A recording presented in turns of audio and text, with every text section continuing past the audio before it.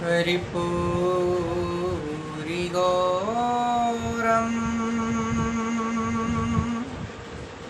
करुणाविकारं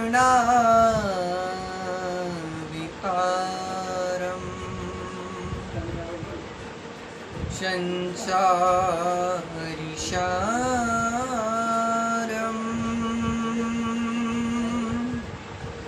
भुजगेन्द्रहारं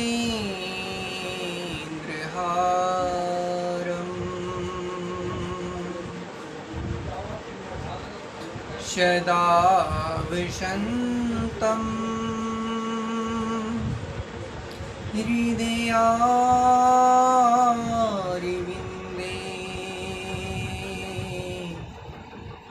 भवं भवानी सहितं नमामि। सच्चिदानन्दरूपाय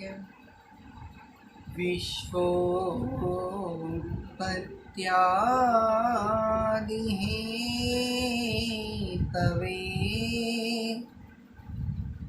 तापत्रयविनाशाय श्रीकृष्णाय वयं नमः।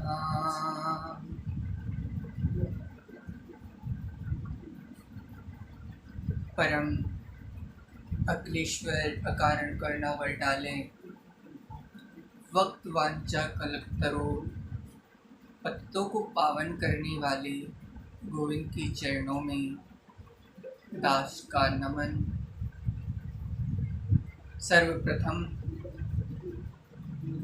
आप सभी देशवासियों को, विश्व में जहाँ भी हमारे सनातनी हिंदू धर्मी भाई बहन रहते हैं, उन सभी को सर्वप्रथम मेरी तरफ से आज श्रावण मास लग चुका है। श्रावण मास की अनंत बधाइयाँ, ढेर सारी शुभकामनाएं। जय श्री कृष्ण।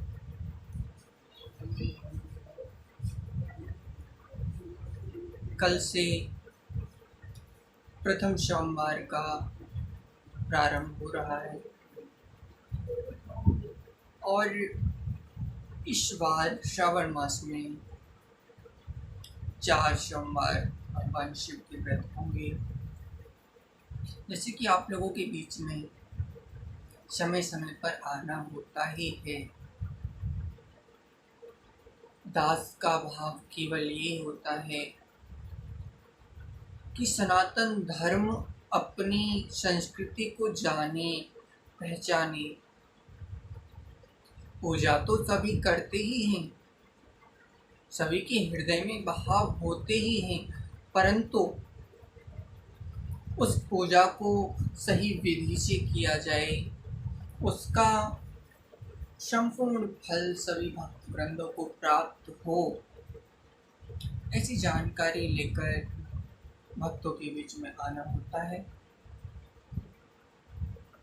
कल शिव का शिवम कल्याणम करोति शिव, शिव का अर्थ होता है जो कल्याण करे। कर्पूरिगौरम, कैसे हैं शिव? कर्पूर, गिरि शिव का वर्ण कपूर के समान चंचल। प्रभु सुंदर ही, शिवम ही और सत्यम तो वो हैं ही। करुणावतारम, करुणा के अवतार ही। सभी देवों में सबसे शीघ्र प्रसन्न होने वाले देव मेरे प्रभु शिव ही। और प्रभु के भक्तों में, गोविंद के भक्तों में भी सबसे बड़े भक्त प्रभु भोलेनाथ ही। श्रीमद् भागवत में तो वर्णन आता है निम्निगानां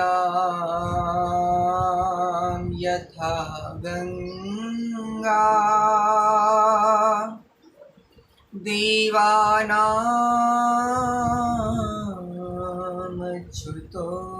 यथा वैष्णवानां यथा शम्भो पुराणानामिदं तथा। बहने वालों में गंगा सबसे श्रेष्ठ हैं, देवों में अच्युत कृष्ण सबसे श्रेष्ठ हैं। वैष्णवानाम यथा शंभो, जितने भी वैष्णव भक्त हैं उन सब में सबसे श्रेष्ठ मेरे शिव हैं। क्या करें श्रावण के सोमवार में जो हमारी तन का कष्ट दूर हो। व्यक्ति आधुनिक समय में रोग ग्रसित होता जा रहा है, कदम कदम पर जीव को कष्ट मिलते हैं। हम पूजा भी करते हैं, पाठ भी करते हैं, ध्यान भी करते हैं, परंतु हमें उसका लाभ प्राप्त नहीं होता। कहीं ना कहीं हमसे कोई ना कोई अपराध बन जाता है। शिव सबसे साधारण, सबसे सरल हैं, कल्याण करते हैं। बंधुओं, सर्वप्रथम प्रातःकाल स्नान करें। स्नान करके अपने मंदिर के गर्भगृह को स्वच्छ करें। प्रयास करें घर में जाले ना हो। प्रभु का स्नान कराएं, दूध से कराएं, दही से कराएं, जल से कराएं। एक बात का विशेष ध्यान दें, प्रभु बागंबरधारी हैं। प्रभु शिव की पूजा में रोली का उपयोग कदाचित ना करें। शिव रोली से क्रोधित होते हैं। रोली का उपयोग भगवान शिव की पूजा में या भगवान शिव के तिलक के लिए आप लोग ना करें। सर्वप्रथम चंदन का उपयोग करें। प्रभु को चंदन लगाएं, चाहे वो केसर चंदन हो, चाहे वो हल्दी चंदन हो, चाहे वो गोपी चंदन हो, चंदन का उपयोग करें। चंदन का उपयोग करने से प्रभु प्रसन्न अति शीघ्र हो जाते हैं। दूसरी बात है, कल माता बहनी पिता भाई शिव पूजन के लिए देवालयों में मंदिरों में जाएंगे। प्रभु शिव का जो देवालय शिवलिंग स्थल होता है उसमें कभी भी अपना दायां चरण आगे करके मंदिर में प्रवेश न करें। ध्यान दीजिएगा। मंदिर के बाहर से, शिवलिंग के बाहर से ही आप प्रभु को जल अर्पित करें। जिनके घरों में पितृदोष है, जो रोग ग्रसित हैं, जिनको कष्ट निरंतर मिलता रहता है, जिनके पितृ सदैव रुष्ट रहते हैं, ऐसे जीव क्या करें। बेलपत्र 3 जोड़ों से बनता है, 3 जोड़े बेलपत्र में होते हैं।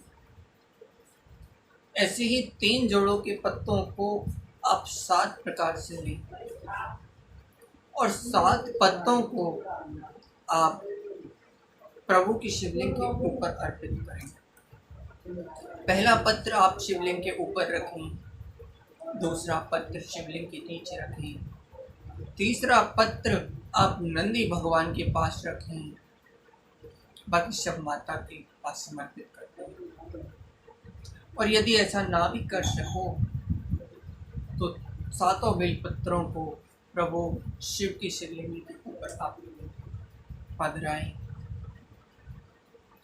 याद रखें, श्रावण मास 1 महीने का पवित्र मास होता है। इसमें आप ब्रह्मचर्य का पालन करें। किसी भी प्रकार की गलत भावनाएं आप मन में ना लाएं।